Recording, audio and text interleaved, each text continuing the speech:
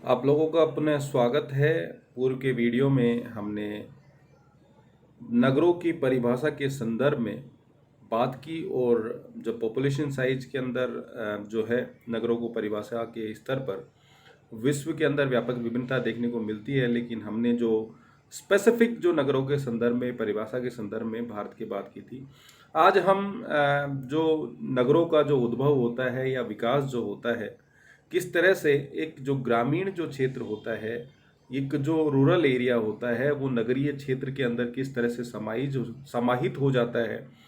और कौन कौन से जो कारक हैं जो नगर के विकास के लिए जिम्मेदार होते हैं, उनकी हम यहाँ पर आज बात करेंगे। अब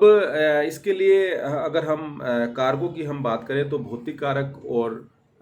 जो वहाँ के जो मानवीय जो कारक हैं, उन दोनों को यहाँ हम शामिल करते हैं। जब हम भौतिक कारकों की बात करें तो किसी भी क्षेत्र की जो स्थिति है इस और वहाँ का जो जियोमोर्फोलॉजिकल जो स्ट्रक्चर है, यानी कि वहाँ के जो भौतिक जो संरचनाएं हैं, कि वो मैदानी क्षेत्र है या उस और स्थिति की बात करें तो वो तटीय क्षेत्र है, तो उन सब कारकों का किसी भी नगर के विकास के ऊपर काफ़ी प्रभाव पड़ता है।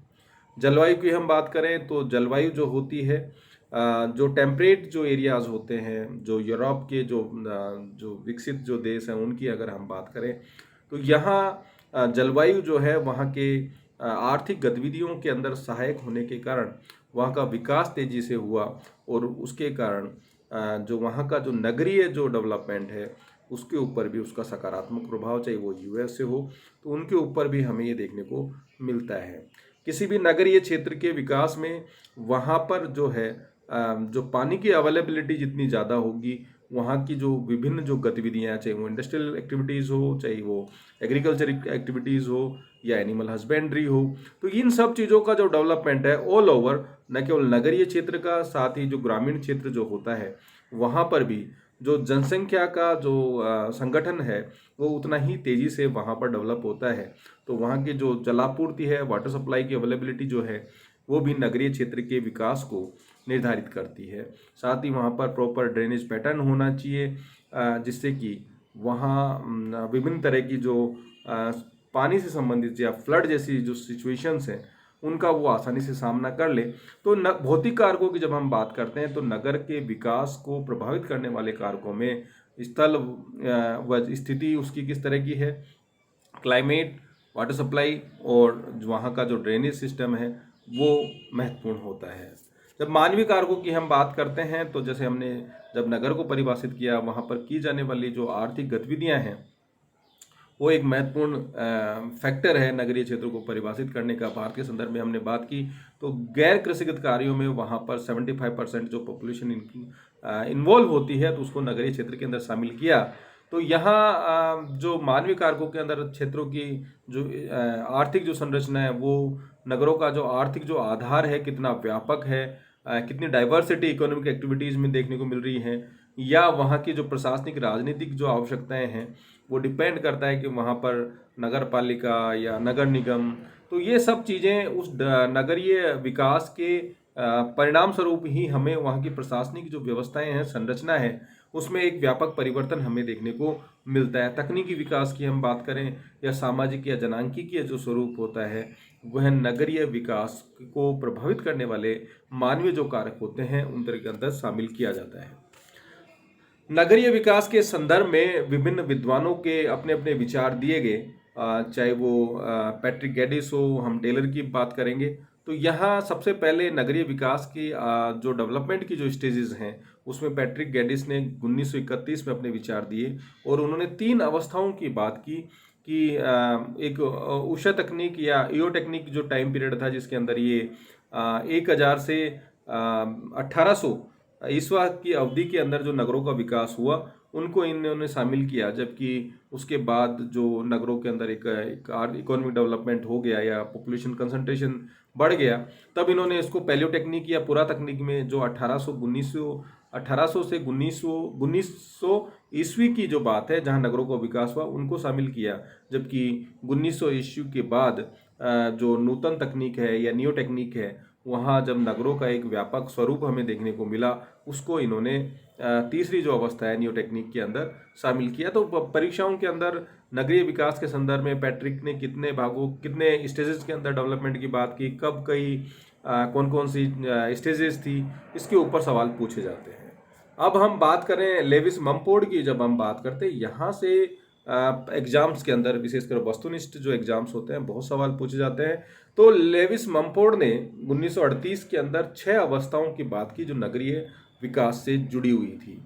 एक ऐसी स्थिति जिसमें ग्रामीण जो स्थितियां हैं या नगर के विकास की पूर्व अवस्था, उसको उसने पूर्व नगर या ईओपोलिस के अंतर्गत शामिल किया। और जब वहाँ पर धीरे धीरे विकास होता है, एक वृहद जो ग्रामीण क्षेत्र एक नगर क्षेत्र के अंदर परिवर्तित हो जाता है, तो उसको उन्होंने नगर या पोलिस जो शब्द है उसके द्वारा उसको समझाने की कोशिश की। फिर उसके अंदर विभिन्न जो जनसंख्या का जो साइज है उसमें इंक्रीज हो जाए, वहाँ के जो व्यवसाय है उसके अंदर एक क्लियर एक डेवलपमेंट हमें देखने को मिले, तो उसको उन्होंने महानगर या मेट्रोपोलिस जो शहर होते हैं उसके अंतर्गत शामिल किया। और जो नगर के विकास की जो चरम अवस्था होती है उसको लेविस मम्फोर्ड ने वृहद नगर या मेगालोपोलिस के अंदर शामिल किया। एक व्यापक जो नगरीय जो स्वरूप है देखने को मिलता है। उसके बाद धीरे धीरे वहाँ के आर्थिक सामाजिक जो स्वरूप है उसमें गिरावट देखने को मिलती है। जनसंख्या की ओवर पॉपुलेटेड होने से वहाँ का एक तरह से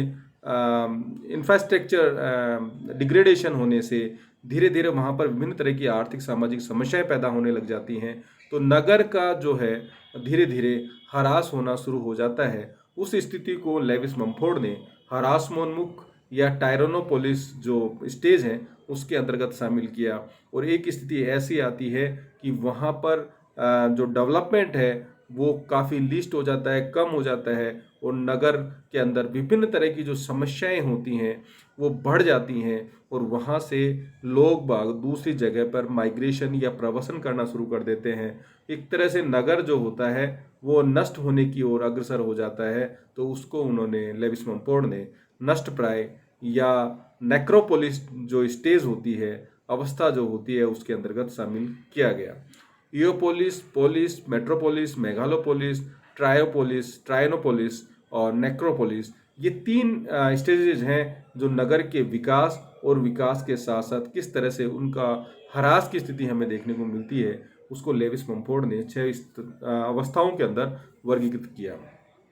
ग्रिफिथ टेलर की जब हम बात करते हैं तो इन्होंने भी 1956 के अंदर नगरों के विकास को समझाने की कोशिश की और 7 अवस्थाएं इन्होंने बताई। पूर्व शैशवावस्था की बात की, फिर शैशवावस्था, बाल्यावस्था, किशोरावस्था, प्रौढ़ावस्था। यानी प्रौढ़ावस्था जो होती है एक मैच्योर स्टेज होती है जहां नगर का विकास जो होता है चरम पे होता है। और उसके बाद जब शेषावस्था होती है, जैसे हमने कहा कि वहाँ पर जो नगरीय स्वरूप है धीरे धीरे उभरने लग जाता है। शेषावस्था की बात करते हैं तो वहाँ पर जो इंफ्रास्ट्रक्चर की बात करें, सड़कों के निर्माण की बात करें तो धीरे धीरे जाल बनने लग जाता है। बाल्यावस्था की बात करें तो स्पेसिफिक जो इकोनॉमिक जो एक्टिविटीज़ होती हैं वो हमें यहाँ देखने को मिलती है। किशोरावस्था के अंदर पॉपुलेशन और इकोनॉमिक एक्टिविटीज़, टेक्निकल जो डेवलपमेंट है वो काफ़ी देखने को मिलता है। और मैच्योर स्टेज या जिसको अगर हम लेविस मम्फोर्ड से कंपेयर किए तो मेगालोपोलिस की जो स्थिति है, वृहद नगर की जो स्थिति है, वही स्थिति जो ग्रिफिथ जो टेलर है उसकी जो प्रौढ़ावस्था मैच्योर स्टेज है उसके अंतर्गत हम शामिल करते हैं। उसके बाद धीरे धीरे वहाँ पर विभिन्न तरह की आर्थिक या सामाजिक जो समस्याएं होती हैं वो देखने को मिलती हैं। और उन समस्याओं के समाधान न होने के कारण या पॉपुलेशन के ओवर पॉपुलेटेड होने के कारण धीरे धीरे वहाँ पर समस्याओं का समाधान नहीं हो पाता। तो वो जो शहर है वो ह्रासोन्मुख की स्थिति में चला जाता है, प्रौढ़ावस्था में चला जाता है। तो इस तरह से नगरों के विकास को ग्रिफिथ टेलर ने 6 अवस्थाओं के अंदर वर्गीकृत किया। धन्यवाद।